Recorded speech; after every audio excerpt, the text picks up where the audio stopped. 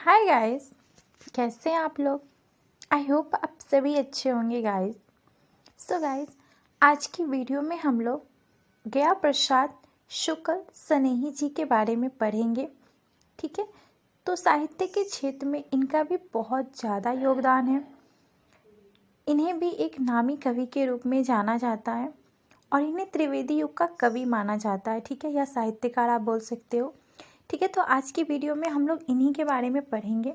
तो सबसे पहले हम लोग इनकी जीवनी के बारे में पढ़ेंगे।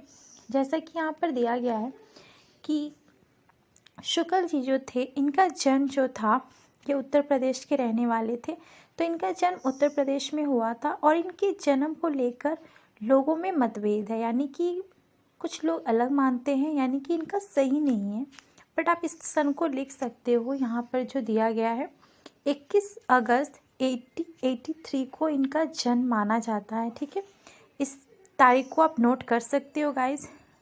अब इनके पिता और माता के बारे में हम लोग यहाँ पर देख लेते हैं। जैसा कि इनके पिता का नाम था पंडित अवशेरी लाल शुक्ल। ठीक है, और इनकी माता का नाम था रुक्मणी देवी। ठीक है, तो आप इस शॉर्ट नोट को इसको आप नोट कर सकते हो इनके जीवन के बारे में लेकर। ठीक है, इस तरह से आप इनको याद कर सकते हो। अब इनकी शिक्षा के बारे में हम लोग पढ़ेंगे। तो बचपन से ही इन्हें पढ़ने का बहुत शौक था और कविता को लेकर इनका मन, मतलब कविता भी इनको बहुत पसंद थी लिखना। और ये बचपन से ही लिखना शुरू कर दिया था इन्होंने। और इन्होंने जब 10 की पढ़ाई पूरी की, उसके बाद यह अध्यापक के कार्य में लग गए और जिसके कारण इनको माने लोग पहचानने भी लगे। फिर इन्होंने धीरे धीरे अपनी शिक्षा को पढ़ाई के साथ कंप्लीट किया। इस तरह से आप इनको याद कर सकते हो इनके जीवन के बारे में। और बाद में जाके उस समय इन्हें लोग धीरे धीरे करके इनकी कविताएं जो थी वो लोगों ने पढ़ना शुरू किया। ये प्रकाशित होने लगी और लोग इनकी कविताओं को बहुत ज़्यादा पसंद करने लगे, इनकी रचनाओं को। तो और यहाँ पर हम लोग एक और नोट याद करेंगे, आप इसको भी नोट कर सकते हो कि शुक्ल जी जो थे ये 4 नामों से जाने जाते हैं। जैसा कि यहाँ पर दिया गया है, उपनाम जो था इनका मतलब अलग, यानी कि बाकी भी, जैसे कि शुक्ल, गया प्रसाद शुक्ल के नाम से तो लोग इन्हें जानते ही थे, और भी नाम से लोग इन्हें जानते हैं। जैसा कि यहाँ पर त्रिशुकुल, तरंगिनी, अल्पमस। ठीक है, तो ये 3 नामों से लोग इन्हें जानते हैं। एक और है, हम लोग नीचे देखेंगे अगर दिया होगा उस नाम को तो। ठीक है, तो आप इस तीनों नामों को नोट कर सकते हो कि इन तीनों नाम से भी शुक्ल जी को जाना जाता है। मतलब इन नामों से भी उन्होंने रचनाएं लिखी है, इसलिए लोग इनके नाम से भी इनको जानते हैं। ये कानपुर में अधिक समय अपनी जीवन का इन्होंने बिताया था। 1921 में महात्मा गांधी के सहयोग में, मतलब ये आए जब असहयोग आंदोलन चल रहा था, उस समय ये गांधी जी के संपर्क में आए और धीरे धीरे करके लोग इन्हें जानने लगे। एक और यहाँ पर नोट दिया गया है, आप इसको नोट्स कर सकते हो कि एक बार सरकारी नौकरी छोड़ने पर उनका मन जो था सरकारी नौकरी से इस प्रकार मतलब टूट गया, मतलब वो करना ही नहीं चाहते थे बाद में जाके सरकारी नौकरी, जिसके कारण लोगों ने उन्हें काशी हिंदू विश्वविद्यालय में अध्यापक कार्य के लिए उन्हें फिर से बुलाया। पर उन्होंने इस चीज़ को स्वीकार नहीं किया और उन्होंने इस चीज़ को पूरी तरह से बंद कर दिया और साहित्य की सेवा में लग गए। तो इस तरह से आप इनके जीवन को याद कर सकते हो। अब हम लोग नीचे देखेंगे इनकी कौन कौन सी रचनाएं हैं जो अभी तक लोग पसंद करते हैं।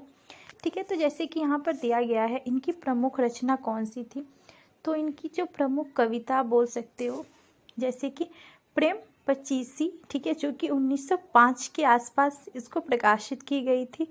गौपाश कष्ट दिया हुआ है, इसको भी आप कर सकते हो। कृष्णकंद, त्रिशूल तरंग, राष्ट्रीय मंत्र, संजीवनी। इस तरह से इनकी बहुत सारी रचनाओं को दिया गया है, आप इसको नोट कर सकते हो और लिख सकते हो गाइज। अब इनकी भाषा शैली क्या थी, इसको भी हम लोग देख लेते हैं। तो इनकी भाषा शैली जो थी, ऐसे तो यह मतलब लोग जन की भाषा में लिखते थे। इनकी अधिक रचनाएं हमें खड़ी बोली और ब्रज भाषा में ही मिलती है, पर इन्हें अच्छे से उर्दू का भी अच्छे से इन्होंने, मतलब उस समय उर्दू को ज़्यादा लोग पसंद करते थे, या फिर उस समय ज़्यादा लोग इसको ज़्यादा मतलब इम्पोर्टेंस देते थे, जिसके कारण इन्होंने उर्दू को भी सीखा। तो पर इनकी जो रचनाएं थी वो अधिकतर इन्होंने खड़ी और ब्रजभाषा में ही लिखा है। ठीक है, तो ये इनकी भाषा शैली थी। अब इनको कौन कौन से उपाध्याय यानी कि इनको कौन कौन से सम्मान से सम्मानित किया गया है, यानी कौन कौन से इनको अवार्ड मिले हैं, इसको भी हम लोग देख लेते हैं। तो 1966 में उत्तर प्रदेश हिंदी साहित्य सम्मेलन में उन्हें साहित्य वर्णी की उपाधि प्रदान की गई थी और 1968 में अखिल भारतीय हिंदी साहित्य सम्मेलन प्रयाग में उन्हें साहित्य वाचस्पति की उपाधि दी गई थी। आप इसको भी नोट कर सकते हो, यहाँ पर दिया गया है।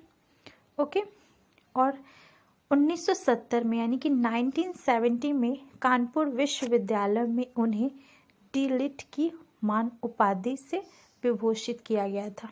इस तरह से आप इनको नोट कर सकते हो। और इनको लोग बहुत सारे नाम से जानने लगे, जैसे कि राष्ट्र कवि, महाकवि, सुकवि, सम्राट, आचार्य आदि, और भी बहुत सारे नामों से लोग इन्हें जानने लगे।